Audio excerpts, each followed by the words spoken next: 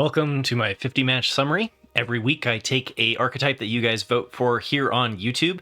And this week, the Rakdos Burn deck won from the 5 meta breakers that are showcased every Sunday. So this deck is, we've seen basically a Prowess mono red deck. And the one that's running like Slickshot right now is very popular. And the idea of this is that it's basically mono red, but splashing black so that you can play the Callous Sellsword in a pinch. Out as a 3/3 after Kumano. Sometimes you have to do that because this list does have a small amount of creatures. As far as playing it out, my impressions have been so far that the you kind of need to mulligan if you're really going to try to go for the turn 3 win. I've gotten 3 turn 3 wins, so I'm hopefully going to catch one for you guys here on the gameplay. But it's not guaranteed. But basically, we've got like Cacophony Scamp, which can hit for double damage because you can sacrifice it and then deal damage equal to its power to any target. So we're trying to hit this with like a Monstrous Rage, Antagonize, Blazing Crescendo, that sort of thing.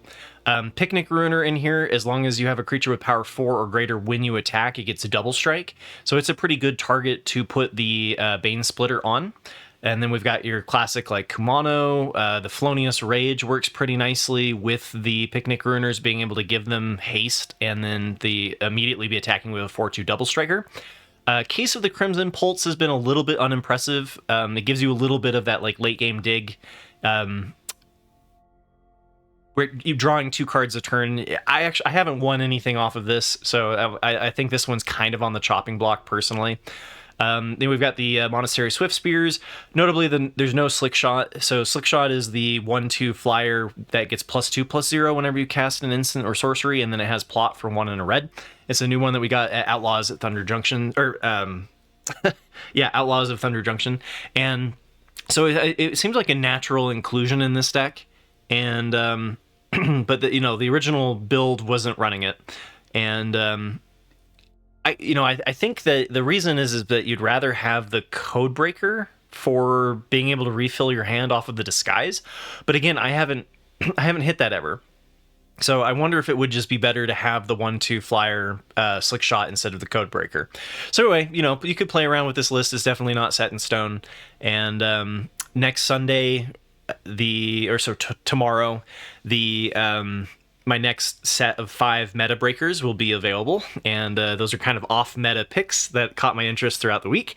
And so remember to place your vote, and this is a series that I do every Saturday. So remember to click like and subscribe if you like this sort of thing, and enjoy. All right, opponent is going first, but we have the classic opening of Kumano faces Kakazan in the Monetary Swiftspear or Codebreaker. Opportunity to actually see if Case of the Crimson Pulse will actually play out here. And we are up against, let's see, blue-white, probably Azorius Control. Otherworldly Gaze could be the. Wait, really? Oh, this is probably the 4-color Reanimator Combo deck. I always like to lead out with Kumano faces Kakazan. You do have Prowess creatures that would get a +1/+1 from them, but what's nice about this is it gets the 2/2 down on the board quicker. So I think we likely get counterspelled here. I don't know if we're up against the combo deck or if we're up against Control. I think we're up against the combo deck. So they're likely to just flashback this Surveil. Or Faithful Mending. They're trying to get the Hulking Metamorph, and the Rakdos joins up, and Abuelo's Awakening. So far they haven't hit any of their pieces of their combo, which is nice.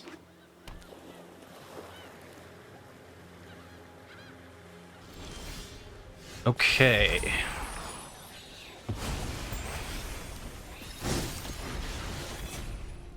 So we've got a couple options here. We could go Kumano and Monastery Swiftspear. I think I'm just going to stay mana efficient, though, here and play the Case of the Crimson Pulse and discard a Mountain.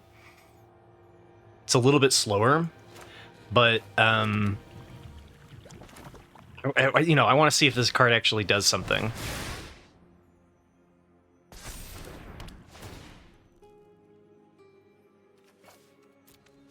And we do have a really low land count, so like we're already, this is perfect. We can just dump hand next turn.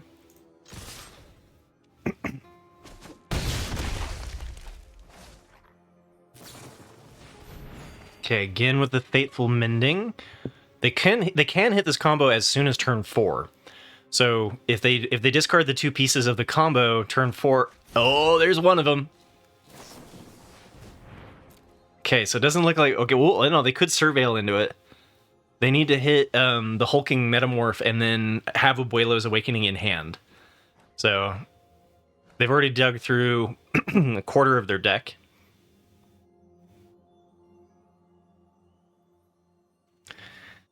Let's see if they get it.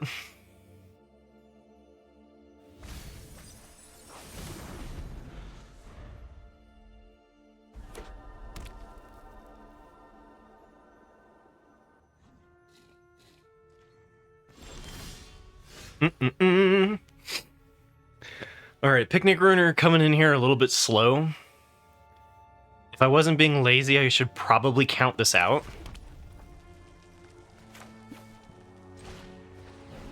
And they do sometimes run March.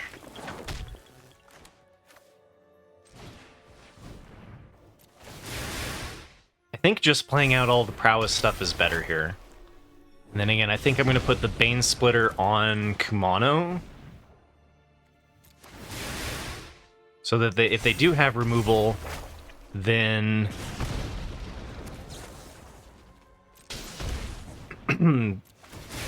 we still hit them for 10.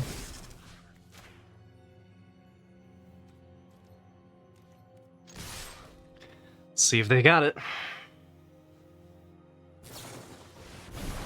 Faithful Mending puts them to 14. We're dealing 14. Ah, they do have No More Lies. Okay, well, GG's 4-color Reanimator. Alright, we're going first. We've got Cacophony Scamp, Felonious Rage. This works pretty well together too, because like you can play this, give it haste, turn it into a 3-1 that then deals 3 damage, so 6 total damage between the 2 cards, and then you get a 2-2. So, we'll see. Again, this is kind of what I was talking about with the deck feeling a little bit low on creature count. So, probably going to do a Blazing Crescendo next turn. And then, Case of the Filched Falcon. Okay, what's this about? I think we just go Blazing Crescendo. Could do the Felonious Rage, or the Monstrous Rage, because it's recurring damage, but Blazing Crescendo helps us dig to more stuff. There we go. And then the debate here is whether or not we sacrifice this to deal another 4 damage. I think with this hand I don't.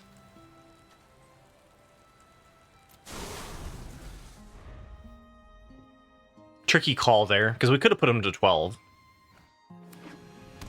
Most of your turn 3 wins are like Scamp into Picnic Ruiner. Excuse me.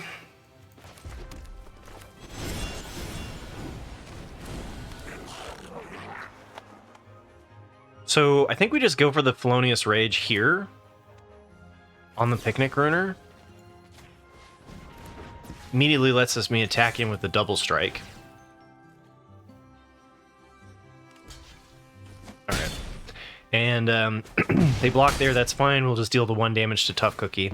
We could have held back the Scamp, but I think that's an okay trade. And now we just play Codebreaker into Monstrous Rage and hope it's enough.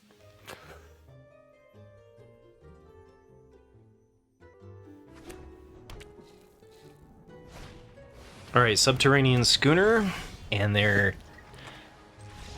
done. Okay, well, I don't know what that... what was that? Was it Simic Artifacts, probably?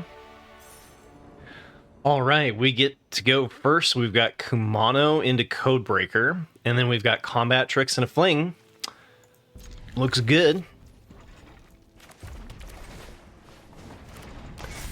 Play out Kumano here. Play Fugitive Codebreaker. Then if we hit a land, we can go Bane Splitter and Antagonize for a fair amount of damage. Looks like we're up against mono red. Mono red can be a problem for this. Can be a problem for this archetype because of not having very many creatures. This deck is a little bit weak to interaction. So if they play a shock here and kill Codebreaker, it's kind of sad. Yep. So, luckily we have the ability to pump the 2/2. So I think what I'm going to do here is... Can we hit for 8? Not quite, right? We're close. We can go Bane Splitter, Antagonize, gives it +6, and then Sellsword. So we have a line here. We have the technology. We just need them to tap out.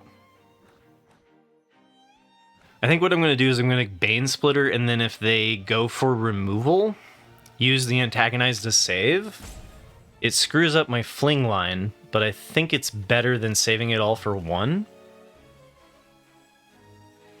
Yeah, again, this is kind of a tough decision, so... nothing for 1, okay. I think I will pass on the Antagonize.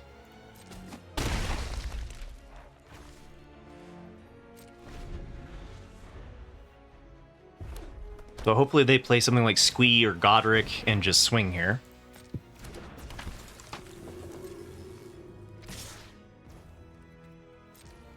All right, they should have left something back, I guess, but they're just dead.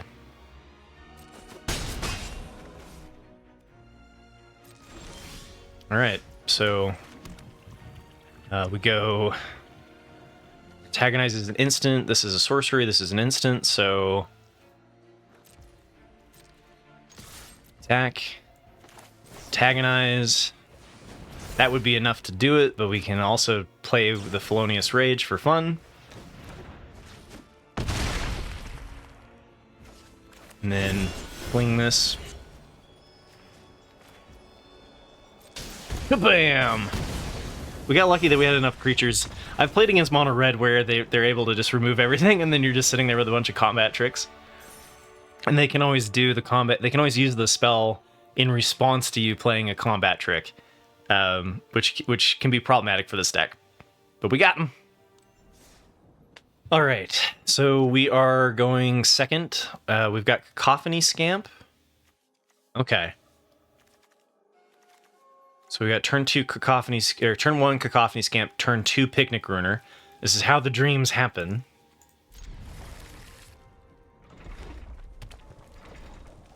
So Cacophony Scamp has the ability with the Callous Sellsword. I believe that if you Cacophony Scamp, antagonize it, hit them for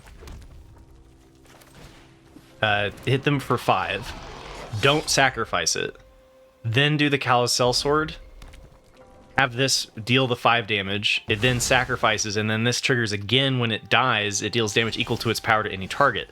So we're up against the mono red Prowess deck, so we could be dead here very soon.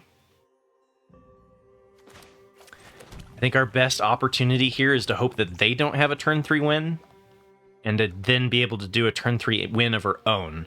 Because again, I believe that if we do the antagonize Callous Sellsword on 3, that we've got 15 damage. So I think we just need to come up with 5 damage. This is short. I think I go for the Picnic Ruiner.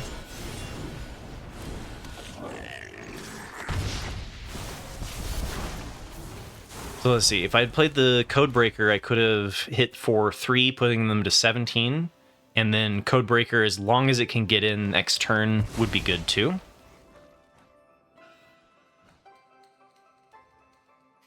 My goodness, okay. Okay, so they're going to be alive on turn 3. They're tapped out. So because I really want to do the Antagonize plus the Sellsword combo, I think what we do is we do Fugitive Codebreaker and Swift Spear and hope that they can't come up with 18 damage.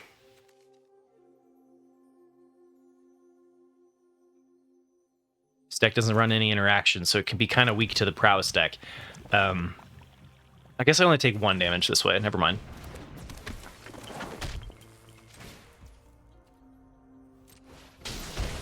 These 19 don't be too much. Okay, now they've got the 15, which is the striking range for the antagonize sellsword combo. And then if that doesn't work, we've got Case. We've just got to survive this round. And it looks like maybe they're stuck on land. Okay. Slickshot plus Swift Spear. Well, maybe I should have left back 1 blocker. Demonic Ruckus. Demonic Ruckus again. I think I should have left back, because let's see if they can do a Monstrous Rage. That's 3, 10. I don't think I'm dead. I think I'm very close to dead. Yeah, okay. Alright, so it is time. So we do the Antagonize and the Sellsword. And let's see if this interaction works. I think this is the first time that I've actually done the Scamp 3 times, so I want to try this one out. I think they're actually just going to be dead, so I won't be able to check it out, but... because I think we just have lethal off of just this.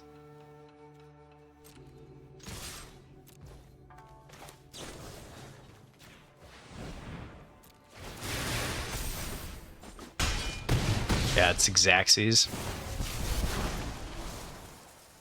Should we do it for science? Just do it now.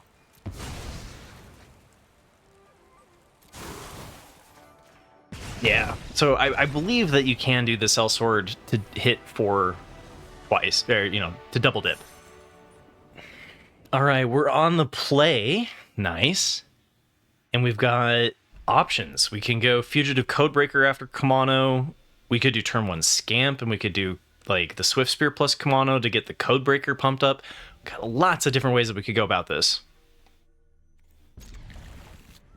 I still believe in turn 1 Kamano, always and forever. Then we make our decision about the Codebreaker versus Scamp and Swift Spear.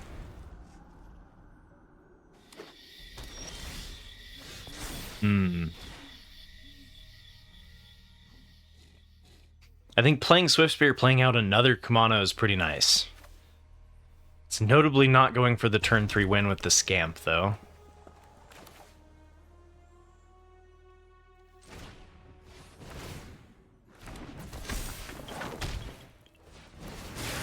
We're up against black-green, so potentially Golgari.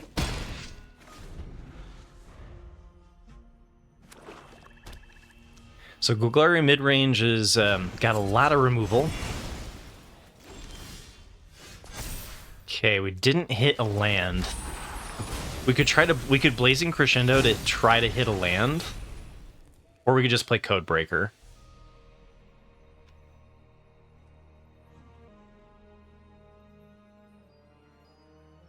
Only a 35% chance to draw a land. I think I just go for the Codebreaker, because like we want to get that +1/+1 counter.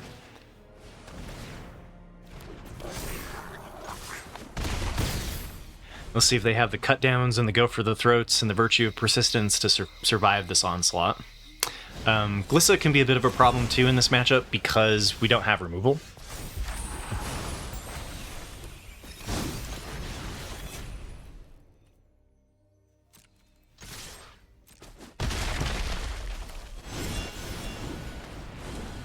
Okay, we're getting there.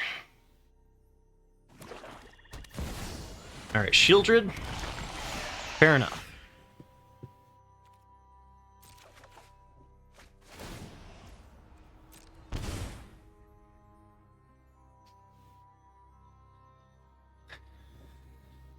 Okay, so at what point do we try to hit the land? So I could Blazing Crescendo here. They have to chump block with Shieldred after the Blazing Crescendo anyway, or they're just dead.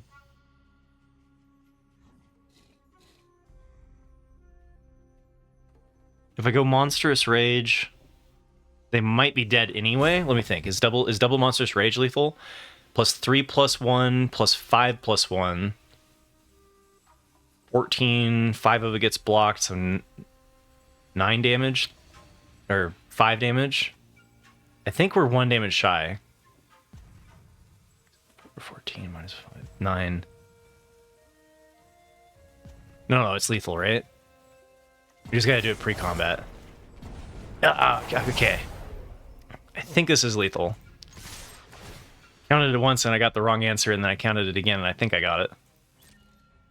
So they have to block there. We pump here.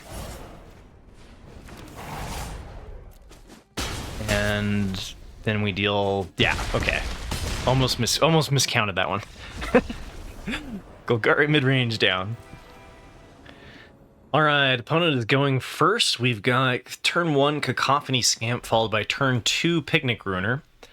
We can do the Cacophony Scamp plus Felonious Rage Sellsword. I think that will hit for a fair amount of damage. So, let's give it a shot.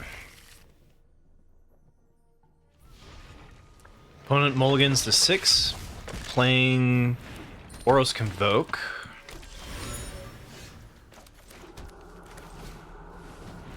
I haven't bumped into a whole lot of Boros Convoke with this deck.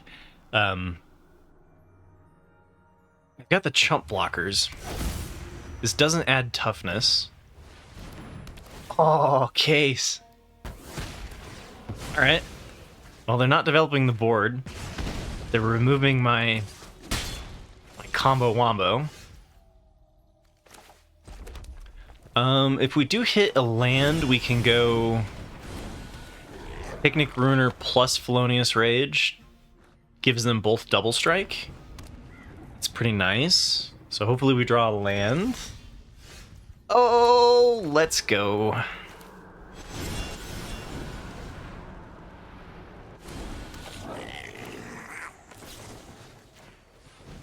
They've got 3 mana on tap. Are they running Lightning Helix? They didn't play anything on turn 3, so there's Resolute Reinforcements. Oh, Gonjo. Okay.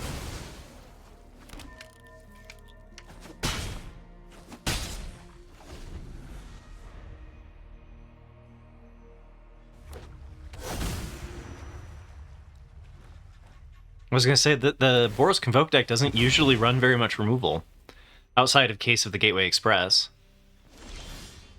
Okay. Blazing Crescendo to start things off here. Monstrous Rage to get over the top. Cal Sellsword might actually be lethal to do Felonious Rage plus Monstrous Rage plus Fling. So let's see here. This is a 5-3. This would be a 7-3. 10-3. I think they're just... Oh, I can't do it all. So 3... So 6... 6-2 makes this into 8-4. It deals 14 damage. I think this is still just lethal, as long as they don't have any interaction. Hey, and we can do the Fling now.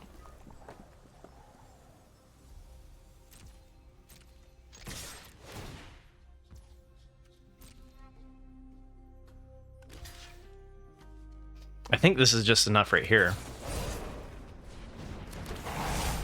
But if it wasn't, we can also Fling.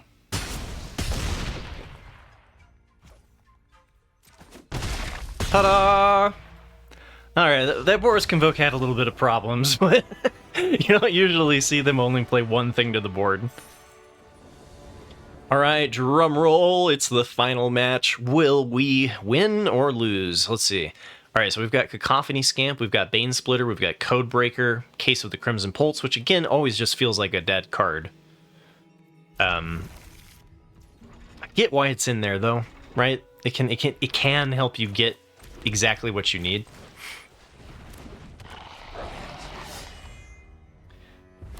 And we're up against red? Huh. I could go for the Codebreaker here. Yeah, they have a pause, so they have a shock. Play with fire. Alright. That's why I didn't want to do the Bane Splitters, because If I do a Bane Splitter in response, they just kill it. Alright, so another match against Mono Red Prowess. Oh man, there's so many lines with this deck, it's insane. Do I have lethal? I don't, right? Because double Bane Splitter.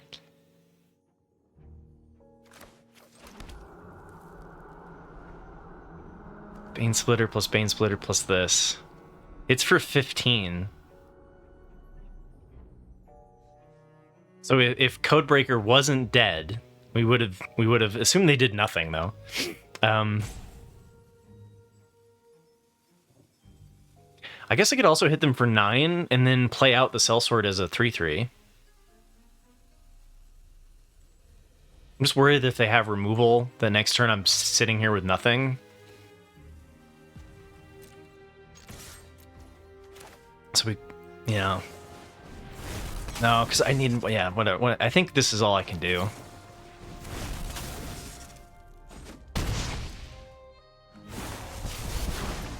So we would decline. If we want to, we could fling it here for 10 damage.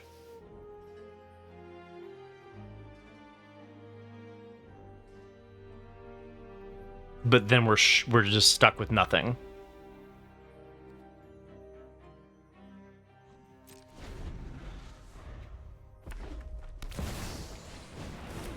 Alright, Invasion of Tarkir. 2 Invasion of Tarkir decks to kind of end the night, huh?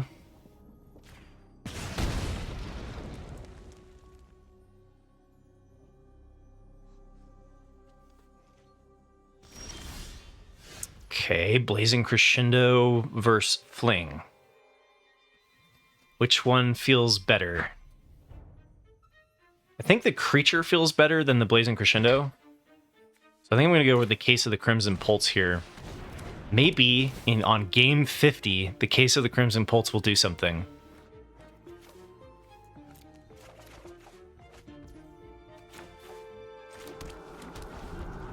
Alright, if you have no cards in your hand, everything's gravy.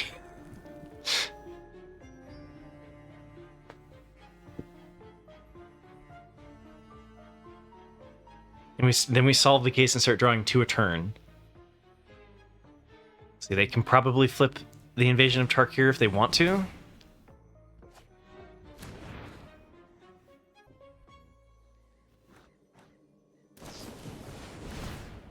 Yes, yeah, just go face.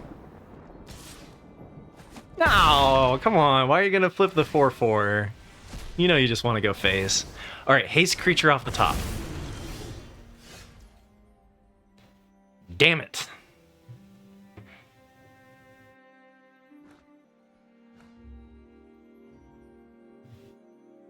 Because it's going to just die from the Thundermaw. Let's see. Is there a chance that we're not dead next turn?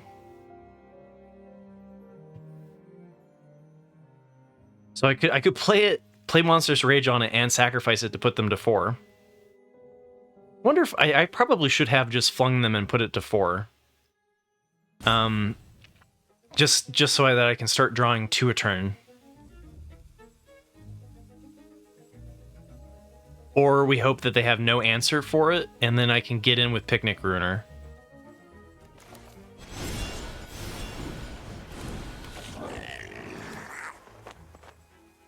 Choices are going to be made here.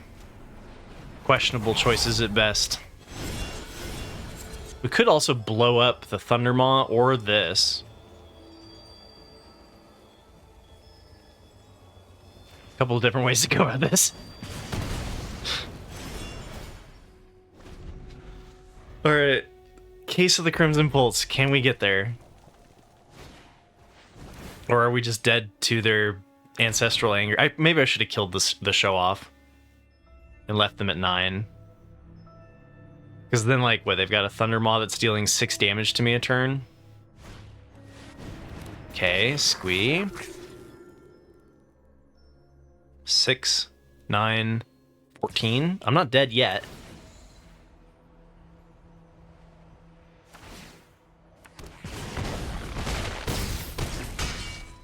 Come on, top deck.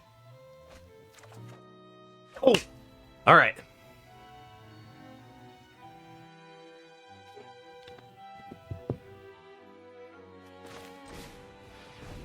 Oh, there wasn't a pause either. I think we got him.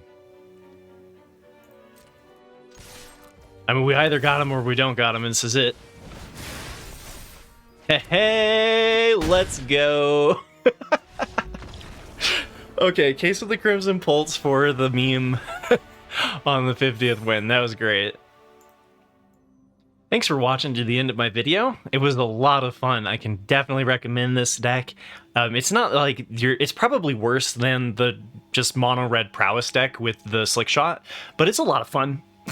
Like getting some of these, there's some really silly lines with this deck, and you know it did the thing, right? I mean, today we went 8-2 with it, and before that, you know, I was able to climb into Diamond with it. It does have, you know, it has a little bit of a learning curve, right? Where like at the beginning I was kind of like not drawing particularly well, like not very good opening hands, and then the matchups can be a little bit rough because similar to the mono red Prowess deck, that the deck struggles with interaction because of the low creature count. So if you're playing up against a lot of the mono red Prowess, you definitely want to bring in some more interaction so that you can remove the slick shots at instant speed, etc. Mono black comes to mind, but you know, all in all.